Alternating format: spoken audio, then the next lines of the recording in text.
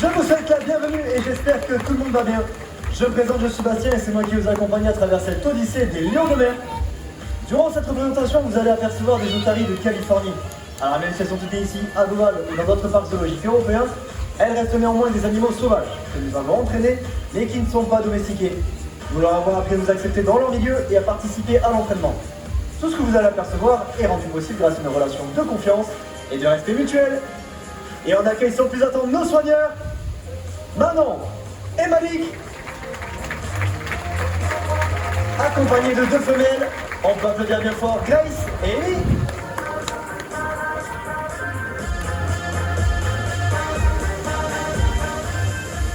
Parlons tout d'abord d'entraînement. Il faut savoir utiliser une méthode positive. C'est-à-dire que si l'animal réalise correctement ce qu'on lui demande, il sera récompensé. En du poisson, des caresses ou bien des jeux. En revanche, niveau coopératif, ce n'est pas bien grave. Nous passerons à autre chose et nous reviendrons vers lui quand il sera beaucoup plus motivé. Pour cet entraînement, il est indispensable de créer une forte relation avec nos animaux, ainsi que deux outils indispensables. Un sifflet, que nous avons tous autour du cou, et d'une target. Alors la target, qu'est-ce que c'est? C'est tout simplement une cible représentée par ce bambou entouré de bambous colorés, et elle peut également être le point du soigneur. Lorsque nous commençons l'apprentissage, nous allons présenter cette target à l'otarie. Dès qu'elle la touche, nous sifflons. Ce qui veut dire bravo, c'est exactement ce que j'attends de toi. Puis nous la récompensons. L'animal va donc très vite comprendre et apprendre à venir la toucher, mais également à la suivre.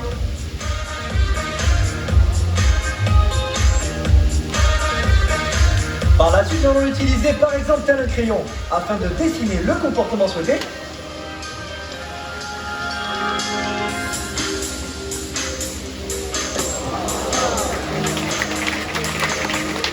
Ou bien pour stimuler une partie du corps de l'animal que l'on souhaite voir bouger, afin de le guider au mieux vers le comportement désiré.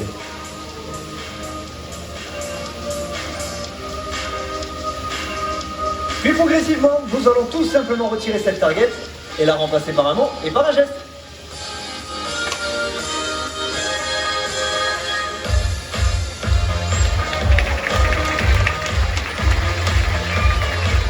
Pour cet entraînement, il y a également deux choses très importantes à prendre en compte. La première va être de s'adapter à chaque individu, car évidemment ils n'apprennent pas tous au même rythme. La deuxième va être la variabilité, leur proposer un grand nombre de séances diverses et variées. Et d'ailleurs, nous avons réussi à ce jour à mettre en place 12 versions de spectacles différentes, tout ça pour que nos animaux ne tombent pas dans une certaine routine. Et je pense qu'on peut les applaudir bien fort pour leur participation.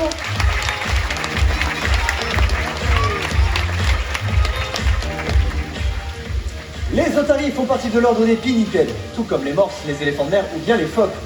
Alors les morses sont facilement reconnaissables grâce à leur grande défense. Les éléphants de mer sont des animaux très imposants, les mâles pouvant aller jusqu'à 4 tonnes et ont le nez en forme de trompe. Cependant, phoques et otaries sont très souvent confondus. Je vais donc vous donner quelques astuces afin de bien les différencier. La première différence se situe au niveau du déplacement sur le sol. Les otaries peuvent se déplacer sur leurs 4 nageoires et atteindre des points de vitesse jusqu'à 25 km/h. Phoques et otaries ne sont pas physiquement constitués de la même façon. Les phoques, quant à eux, possèdent que de toutes petites nageoires avant. Il aurait donc impossible de soulever le poids de leur corps pour se déplacer. Et d'ailleurs, Grace va nous faire une petite imitation du phoque.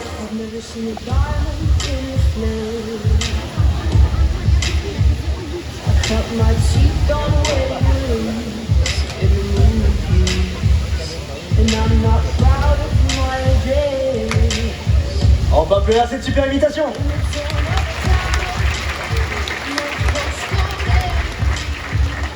La deuxième différence est au niveau du déplacement, mais cette fois-ci sur le sol. Les otaries vont se propulser grâce à leur puissante nageoire avant, et les phoques grâce à leur nageoire arrière bien plus large.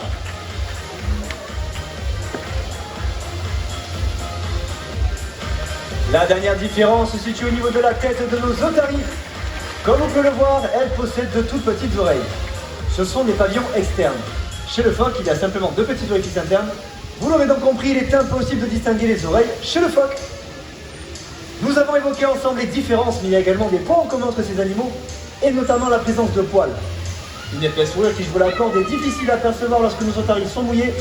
On pourrait croire qu'elles ont la peau toute lisse.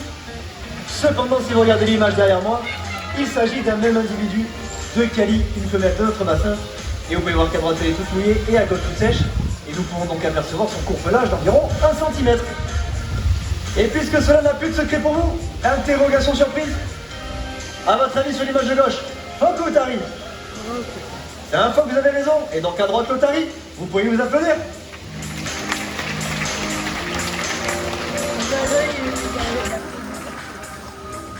Tous ces entraînements vont nous permettre de vous présenter différents comportements, mais il va également nous permettre de travailler sur la santé de nos animaux. C'est ce que l'on appelle l'entraînement médical. Il va permettre aux vétérinaires de venir pratiquer des soins ou des examens sans difficulté sur nos animaux. Et cela va se décomposer en plusieurs étapes. Il va tout d'abord falloir désensibiliser nos animaux à la présence du vétérinaire, mais également de son matériel médical. Par la suite, il va falloir leur apprendre à maintenir des positions adaptées aux différents examens. Et d'ailleurs, tous les jours, nous pratiquons des examens quotidiens. Nous pouvons par exemple utiliser un stéthoscope, comme va vous le montrer maintenant avec Grace, avec Amy, pardon. Tout simplement pour vérifier le battement de cœur de nos otaries ou tout simplement la respiration. Et comme vous pouvez le voir, les positions sont très importantes, il est donc nécessaire de prendre son temps. Nous pouvons également demander d'ouvrir la gueule sur demande et pour cela de deux façons. Nous pouvons l'effectuer à distance grâce à nos deux doigts, comme ceci avec Malik et Amy, mais également grâce à nos deux mains pour contrôler l'ouverture et la fermeture de la gueule. Et comme vous êtes un peu loin dans les gradins, je vous laisse regarder l'image derrière moi. Il s'agit de la gueule de Paco, le mâle de notre bassin, et vous pouvez voir que ses dents sont toutes noires et toutes pointues. Alors rassurez-vous, c'est tout à fait normal, c'est tout simplement du tas. Les otaries possèdent des dents pointues car ça va permettre d'attraper plus facilement les proies et elles ne vont pas les mâcher mais les avaler tout rond. Nous pouvons également couper les griffes de nos otaries lorsqu'elles sont trop longues ou bien abîmées, car oui, les otaries possèdent de toutes petites griffes sur les nageoires arrière qui vous sera plus facile de les voir sur l'écran derrière moi. Et si jamais vous vous demandez à quoi servent les griffes chez nos otaries, eh bien tout simplement à se gratter.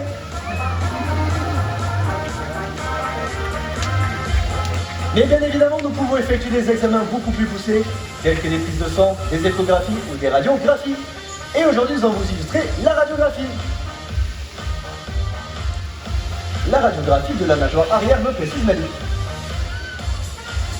Le vétérinaire du jour, maintenant va pouvoir venir avec tout son matériel, une plaque radio, habituellement un tablier de plomb pour se protéger des rayons, et également un générateur pour effectuer le cliché en question de la nageoire arrière d'Amy. Le soigneur va pouvoir rester à proximité de l'otarie pour la rassurer au maximum si besoin. Et nous pouvons effectuer ce superbe cliché de la nageoire arrière.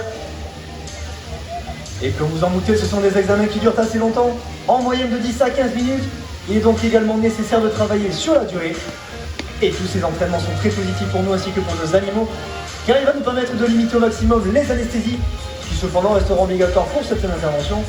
Et tout cela va également influencer sur leur longévité en parc zoologique, car elles vont généralement vivre beaucoup plus longtemps que dans la nature. Et je pense qu'on peut les applaudir bien fort pour leur participation.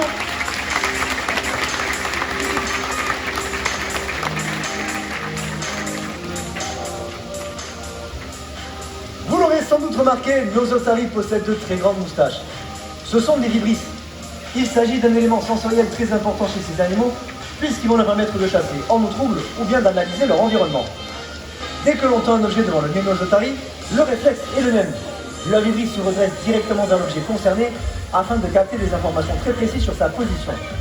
Et afin que ce soit plus visuel pour vous, nous leur avons appris à maintenir une note coco en parfait équilibre.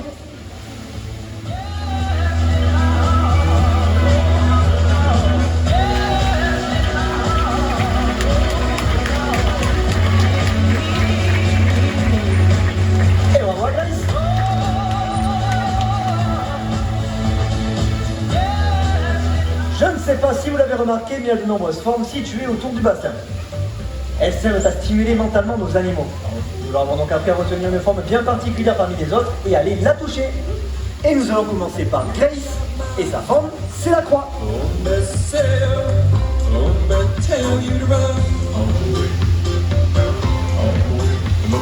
c'est un forme pour Grace.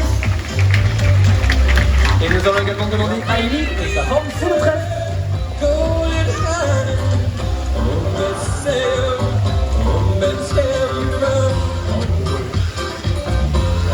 Et bravo Amy.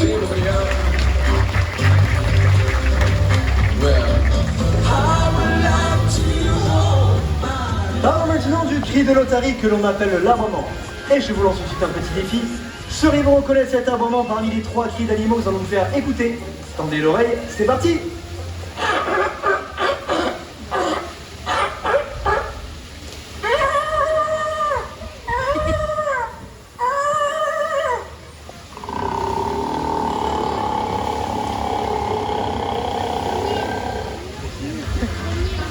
Alors, qui vote pour le cri numéro 1? On a un petit peu de main. Le cri numéro 2. On en a un petit peu également. Et le cri numéro 3. Ah, c'est assez mitigé sur les 3. Eh bien, tous ceux qui ont voté pour le cri numéro 1, 2 et 3, félicitations à vous. Et oui, effectivement, aujourd'hui, vous êtes tous gagnants. Nous vous avons tendu un petit piège. Chaque otarie possède sa propre vocalise. La première que vous avez entendue était celle d'Amy, qui est présente avec nous dans le bassin. La deuxième, celle de Nell, une femelle également. Et la troisième, celle d'une otarie, mais cette fois-ci de Patagonie. Et aujourd'hui, nous allons pouvoir la comparer avec celle de Grace. Et vous allez voir qu'elle est bien différente. Elle ressemble à un petit dinosaure.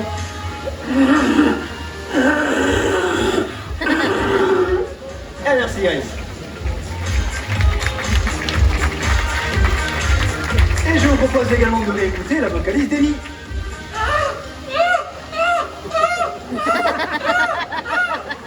Et merci Amy.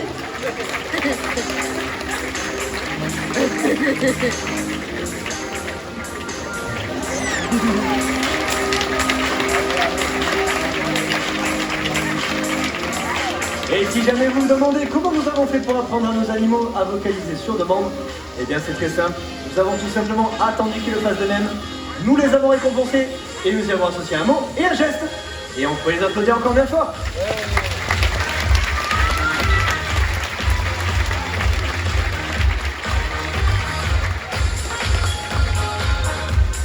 Parlons maintenant d'un sujet qui nous tient tous à cœur, la protection de l'environnement. Comme vous le savez tous, de nombreuses menaces pèsent sur notre planète. La surpêche et la pollution sont des problèmes majeurs pour toutes les espèces animales que l'on voit disparaître. Effectivement, à cause d'une consommation excessive de plastique, les déchets s'accumulent et se répandent dans tous les océans. Les microplastiques vont contaminer toute la chaîne alimentaire et provoquer des dégâts considérables. Ayons tous à l'esprit que n'importe lequel de ces déchets laissés à même le sol finira très certainement sa course dans les océans. Et pour éviter cela, il existe un geste très simple à réaliser que l'on connaît tous. Et c'est Amy qui va nous rappeler le bon exemple. So I choke on the sun, and the days burn to iris of my eyes. All the things I've never done.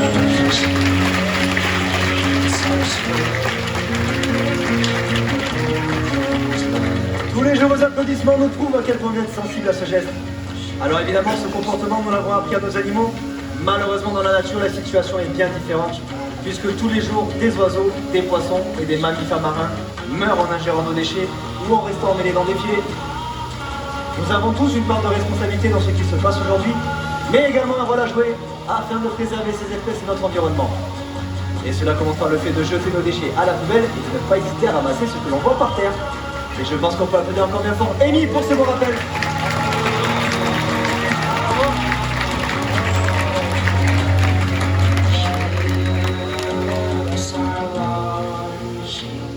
Nous allons remercier nos collègues qui ont mélangé les formes autour du bassin. Je vous parlais tout à l'heure de stimulation mentale. Vous doutez bien que si les formes étaient toujours au même endroit, ce serait beaucoup trop simple et ça n'aurait pas grand intérêt. Nous allons donc demander à Amy et Grace d'aller retoucher leur forme. Rappelez-vous, la forme de Grace c'était la croix et Amy le trèfle.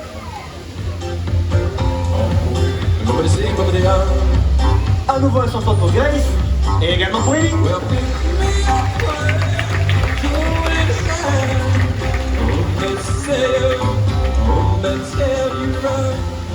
Jusqu'ici, vous avez pu voir évoluer nos otaries, observer certaines de leurs capacités, mais vous allez le voir, elles ont encore de nombreuses aptitudes physiques. A tout de suite.